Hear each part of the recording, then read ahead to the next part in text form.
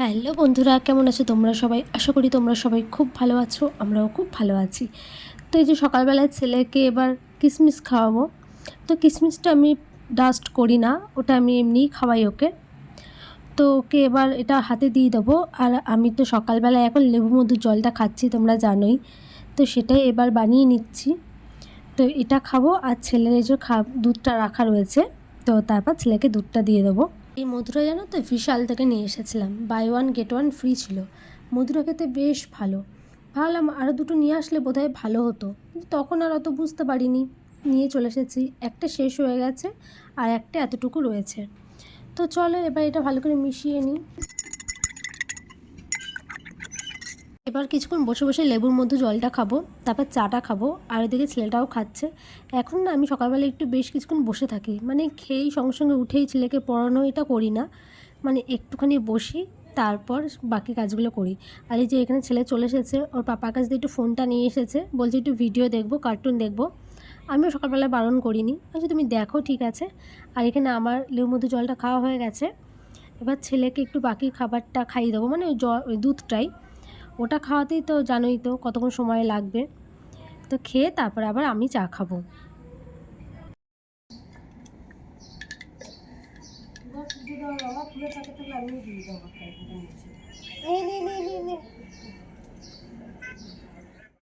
আমার চা খাওয়া হয়ে গেছে, সেটা আমি আর ভিডিও করিনি। তো এবার ওকে একটু পড়তে বসেছি, মানে আজকে একটু এক্সাম টাইপের নিচ্ছি। তো এই যে ওকে বললাম উপরে নামটা লেখো, তো দেখো সব ক্যাপিটাল হাতে লিখছে। ওকে বলছি যে প্রথম অক্ষরটা বড় হতে, তারপর ওগুলো ছোটো হাতে লেখো, কিছুতেই শুনবে না। তো নিজের নামটা লিখলো। এবার ওকে বললাম একটু তুমি এগুলো নিজে নিজে করো, আমি কিচ্ছু কিন্তু তোমায় বলে দেবো না। তো এইদিকে ও কাজগুলো করুক, আর ওই দিকে আমি একটু পেঁয়াজি করে নিই, সরি বেগুনি করে নিই। আসলে ওর পাপা রয়েছে, আর ওর পাপা সকালবেলাতে মুড়ি খায়। তো মুড়িতে কী দেবো, আজকে ভাবলাম একটু বেগুনি করে নিই। আর এর মধ্যে বেসন, কালো জিরেটা অল্পই দিয়েছি, দিয়ে এবার একটু ভালো করে ফেটিয়ে নিচ্ছি। এই যে দেখো আমার মোটামুটি ফেটানো হয়ে গেছে। তো এটার মধ্যে আরেকটু জল দিতে হবে, একটু টাইট হয়ে গেছে। আমি আবার একবারে জল দিই না, একটু একটু করে জল দিই। একবারে জল দিলে না বেশি পড়ে যায়, পাতলা হয়ে যায়। তো তার জন্য আমি একটু একটু করে মাখাই, একটু একটু করে জল দিই। আমি আটা মাখার ক্ষেত্রেও সেটাই করি। তো যাই হোক, এটা এবার আমি সাইডে একটু রেখে দিই, আর বেগুনগুলো এবার কেটে নিই। এই বেগুন কাটাটা হচ্ছে সবচেয়ে বড় মুশকিলের কাজ। আমি ছুরি কাঁচিতে কাটতে পারি না, কাঁচি তো না, ছুরিতে। আর এই বটিটাতে আমি কিছুতেই কাটতে পারি না, মনে হয় যেন সব হাত থেকে বেরিয়ে যায়। তো যাই হোক, যেমন করে হোক আধ খাওয়া মোটা এইভাবে একটু কেটে নিচ্ছি। তো চলো বেগুনগুলো কেটে নিই, তারপর চটপট করে বেগুনিটা করে নিই।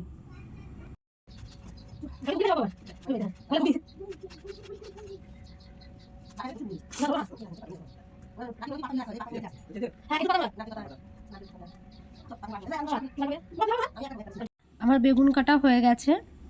তো এবার আমি কড়াইটা বসিয়ে দিয়েছি, কড়াইটার মধ্যে একটু জল ছিল, তারাও জলটা ফেলে দিয়ে এবার গ্যাসটা ধরিয়ে দিই। আর আমি না যখন বেসনটা ফাটালাম তখন তোমরা দেখলে যে আমি নুন দিইনি। আমি কিন্তু এই টাইমটাতে নুন দিই। নুন আগে থেকে দিয়ে দিলে কী হয় বলো তো, জলটা কেটে যায়। তো আমি একটু ফেটিয়ে রেখে দিই, যখন আমি কাজটা করব, মানে যখন আমি ভাজবো, তখন আমি একটু নুনটা দিয়ে দিই। তো চলো এবার বেসনটাতে একটু নুন দিয়ে দিই, আর এইদিকে কড়াইটাও গরম হতে থাক। তারপর আবার তেল দেবো। আর আগে জানো তো, বিয়ের আগে এই বেগুনি ঠেগুনি আমি এখনও খাই না, তখন তো একদমই খেতাম না। মানে এখন ভুল ভবিষ্যতে একটা দুটো খেলেও খেতে পারে, খাই, কিন্তু আগে না একদম খেতেই ইচ্ছা করতো না। তোমাদের সাথে কথা বলতে বলতে তেলটাও গরম হয়ে গেছে। এবার বেগুনটা বেসনের মধ্যে ভালো মতো ডুবিয়ে নিই, দিয়ে তেলে ছেড়ে দিই। তো বেগুনটা না, মানে বেসনটা যদি বেশি ভালো মতো ফাটানো হয়, তাহলে দেখবে খুব ভালো ফোলে। আর বেসন ফাটানো হয়েছে কি না সেটা তোমরা কী করে বুঝবে বলো তো? বেসনটা ফাটানোর পর একটা জলের মধ্যে মানে একটু দিয়ে দেবে বেসন, দেখবে বেসন যদি ফ্যাটানো হয়ে যায়, তাহলে দেখবে বেসনটা ফুলে উপর দিকে উঠে আসে। অনেকে জানোই, আবার অনেকে জানো না। তো আমিও আগে জানতাম না, বিয়ের পর জেনেছি। যেহেতু বিয়ের আগে আমাদের এইসব বেগুনি বা চপ খাওয়া অতটা ভালো লাগতো না। চপটা যাও আসতো বাড়িতে, বেগুনির তো আসতোই না। তো যাই হোক, এখানে আমার বেগুনি করার পর আমি পাঁপড়ও ভেজে নিয়েছি, আর এখানে শসা পেঁয়াজ কাটা হয়ে গেছে। এবার আমার বরকে দিয়েছি খেতে।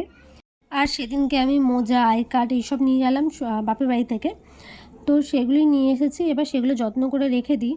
নাহলে আবার কোথায় রেখে দেবো এই ছোটোখাটো জিনিসগুলো না সময়ে যখন দরকার হয় তখন আর পাওয়াই যায় না। তো চলো এইগুলো ঠিকঠাকভাবে রেখে দিই।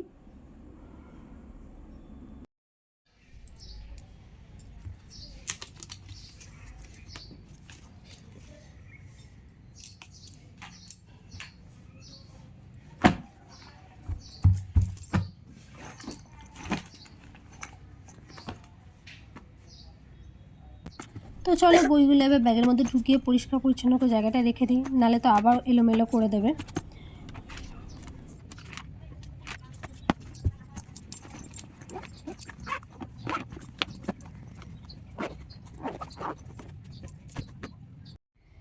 আর বিছানার এই দিকটাতে দেখো জামা কাপড় রয়েছে যেগুলো ভাঁজ করা হয়নি। তো চলো এগুলো চটপট করে ভাঁজ করে নিই, দিয়ে একবারে তুলে রেখে দেবো, নাহলে আবার এলোমেলো হয়ে যাবে, নোংরা হয়ে যাবে।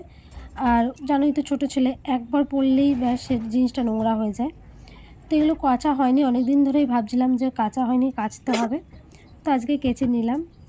আগে জানো তো বিয়ের আগে একটা জিনিস কাচতেও ইচ্ছা করতো না, সবসময় মাকে বলতাম যে মা এটা করে দাও, মা ওটা করে দাও। মা বলতো বিয়ে হোক তারপরে বুঝতে পারবি, দেখবি। তো সেটা এখন বুঝতে পারছি।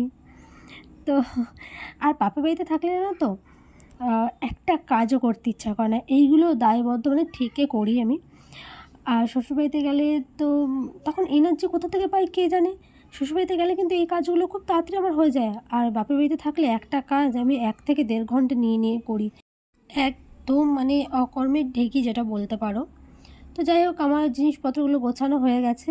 আর এই যে ওয়ার্ড্রপটা, এটা আমার বর দিয়েছিল এর আগের বছর আমার ছেলেকে গিফটে, মানে জন্মদিনের গিফট হিসাবে দিয়েছিল। আর এখানে দেখো কাঁচাগুলো রয়েছে কিন্তু সেগুলো মেলা হয়নি এখনও। তো চলো এগুলো সব মিলে দিই। এখানে বেশিরভাগ আমার বরের আর আমার ছেলেরই রয়েছে। তো চলো এগুলো চটপট করে মেলে দিই, নাহলে আবার এগুলো পড়েই থাকবে।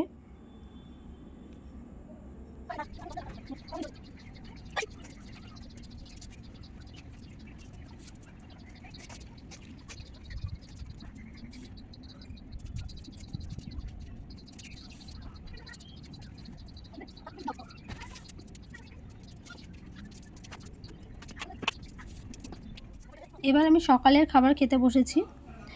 তরকা ছিল, মুড়ি ছিল আর বেগুন ভাজা ছিল। আসলে ব্যাপারটা হয়েছে, আমি মাকে বলেছিলাম আমি সকালবেলায় কিচ্ছু খাবো না, কিন্তু তারপর না কাজ করতে করতে যেন খিদে পেয়ে গেছে। তো মা তো ভাত সকালবেলায় করেনি, যেহেতু টুবাই মুড়ি খায় আর মাও ভাত খাবে না বলেছিল।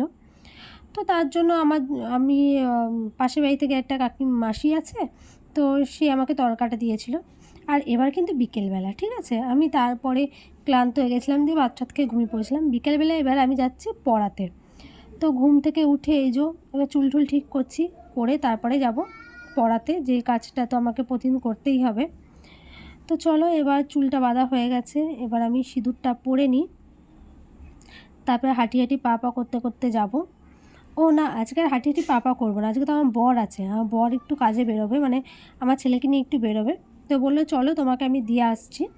তো এই ফাঁকে ওরও কাজ করা হয়ে যাবে। আর এটা আমাদের যে সামনের বাড়ির কাকিমাটা আছে, তাদের বাড়িতে দুদিনের অতিথি ইনি, মানে এনার যে মালিক সে হয়তো ঘুরতে গেছে, তো তার জন্য দুদিনের জন্য রেখে দিয়ে গেছে।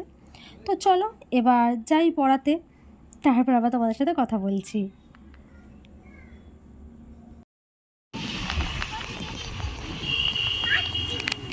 দেখো খাটের কি অবস্থা, বাবুর টুপি, পেন্সিল বক্স, তারপরে জামা কাপড়, এখানে লেবু, ব্যাগ ট্যাগ একদম চারিদিকে ছড়িয়ে ছিটিয়ে রয়েছে। তো এইগুলো চটপট করে পরিষ্কার করে নিই, এখন এবার পড়তে চলে আসবে। তো পড়ানো হয়ে গেছে, পড়ানোর সময় আর ব্লগ করিনি, কী করবো, ওরা পড়ছিল। তো আমি টুবাইকে ফোনও করলাম, টুবাই আমাকে বললো ঠিক আছে তুমি একটু এগিয়ে যাও, আমি যাচ্ছি। আর এই দিকে আমার একটা স্টুডেন্টকে আমি একটু এগিয়ে দিচ্ছি। ওর বাবা আবার আমাকে ফোন করে বললো যে তুমি একটু এগিয়ে দাও, আমি দাঁড়িয়ে আছি। তো বললাম ঠিক আছে, আমিও তো ওই দিকেই যাচ্ছি, তো আমার সাথেই চলে যাক। তো চলো এবার আমি হাঁটি হাঁটি পা পা করে যাই, দিয়ে তারপর আবার টুবাই এর মধ্যে আবার চলে আসবে।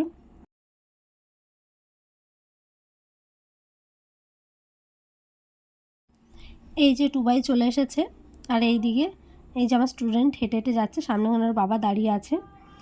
আর এইখানটাতে ওদের বাড়ির অসুবিধা হয় না, ও একাও যেতে পারে, কিন্তু আমি সবসময় বলি যে গার্জিয়ান আসতে, যেহেতু খুবই ছোটো, তো 8-9 বছর বয়স, তো এইটুকু বাচ্চাকে একা ছেড়ে দেওয়াটা ঠিক না। তো চলো এবার আমরা বাড়ি যাই।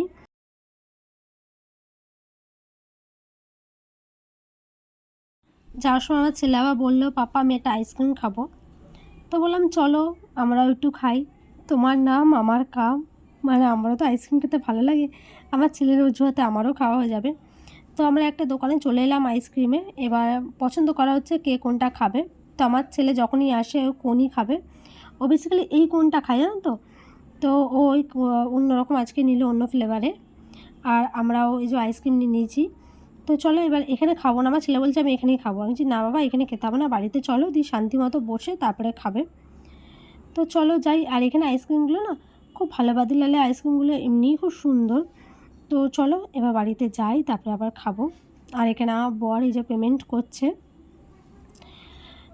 তো এই যে আমি বাড়িতে চলে এসেছি, আর আইসক্রিমটা সত্যি দারুণ ছিল খেতে, মানে দারুণই ছিল।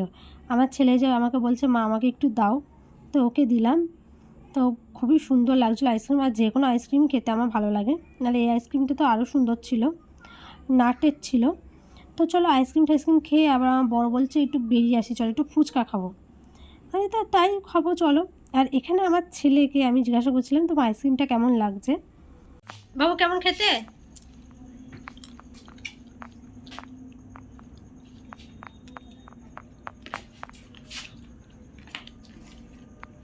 তো আমাদের আইসক্রিম খাওয়া হয়ে গেছে, দিয়ে আমরা আবার যাচ্ছি ফুচকা খেতে। আমার বর সপ্তাহে একদিন আসে, ওর ইচ্ছা হয় যে সপ্তাহে একদিন মানে ফুচকা টুচকা খেতে। ও বাঁকুড়াতে না খুব একটা মানে বর্ধমানের মতো ভালো লাগে না ওর ফুচকা কোথাও। তো যখনই সপ্তাহে একদিন থাকে, ও সময় পেলেই আগে আমাকে বলবে যে চলো আগে রবিদার কাছে গিয়ে ফুচকাটা খাই। আর এই যে রথতলায় যেখানে এলে আমার ভিডিওটা অন হয়ে যায়, আর এই মাঠটাতে মানে এইখানটাতে আমার অনেক স্মৃতি, স্কুল পড়া, তারপরে বরের সাথে ম্যাক্সিমাম টাইম প্রেম সব এখানেই হতো। মানে ও এখানে ফুটবল খেলতো, আর আমরা পড়তে যেতাম, যে ওইটুকু টাইমে যেইটুকু ঝাড়ি মারা সেইটুকু হয়ে যেত। তো তার জন্য এইখানটাতে অনেক স্মৃতি রয়েছে। আর এই যে আমরা এবার কাঞ্চননগরে চলে এসেছি, যে কাঞ্চননগরের গেটটা সামনেখানে রয়েছে। এই জায়গাটা তো দারুণ লাগে, এত সুন্দর লাইটিং করা, মানে অসাধারণ, জাস্ট বাউ। তো চলো এবার যাই। দেখে মনে হচ্ছে না যে কোনো একটা উৎসব অনুষ্ঠান রয়েছে, কিন্তু এখানে 12 মাস একইভাবেই লাইটিং করা হয় সন্ধ্যাবেলা থেকে। তো এবার রবিদার কাছে যাব, আর ও রবিদাকে যাওয়ার আগে না ফোন করে নেয় যে তুমি বসেছো কি বসোনি, তার কারণ হচ্ছে এর আগে আমরা দুবার গিয়ে ঘুরে এসেছি। তো এই যে আমরা কথা বলতে বলতে চলেও এসেছি রবিদার দোকানে। এই যে রবিদার দোকানে আজকে মোটামুটি ফাঁকাই ছিল। তো চলে এবার বাবুকে ওই টুলটাতে বসিয়ে দিই, ওকে একটা ফুচকা দিয়ে ওকে শান্ত করাই, তারপর আমরা আবার খাবো ফুচকা।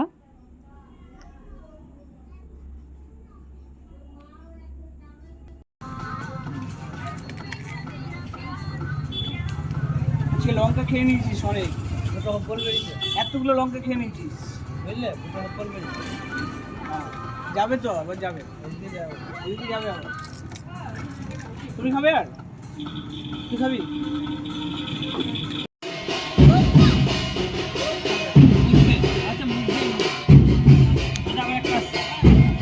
ফুচকা খাচ্ছিলাম, সেই সময় দেখলাম মতুয়া সম্প্রদায়ের যে মেলা বা একটা পুজো হয় না, তো সেখান দিয়ে সব বিভিন্ন জায়গা থেকে মানুষ যাচ্ছিলেন। তো এখানে আমরা যেখানে অনুষ্ঠানটা হয় সেখানে এর আগের বছর আমরা গিয়েছিলাম, সেখানে একটা ছোটোখাটো মেলা হয়, খুবই সুন্দর। আর এই সম্প্রদায়টাকে আমার আগে খুব ভালো লাগে। তো এই যে এই র্যালিটা যাচ্ছে। তো চলো আমাদেরও ফুচকা খাওয়া হয়ে গেছে, এবার চুরমুর নিয়ে আমরা বাড়ি যাচ্ছি। এই যে চুরমুর নেওয়া হয়ে গেছে, এবার সোজা যাব বাড়ি। আর রাস্তাতে এইখানটাতে দেখো প্রচণ্ড জ্যাম লেগে গেছিলো।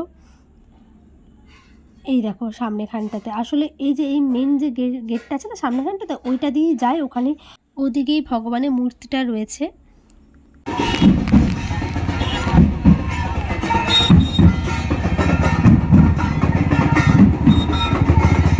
তো চলো বাড়িতে চলে এলাম, ব্লগটা আবার বাড়াচ্ছি না, এখানেই শেষ করছি, দেখাবে অন্য একটা ব্লগে। বাই।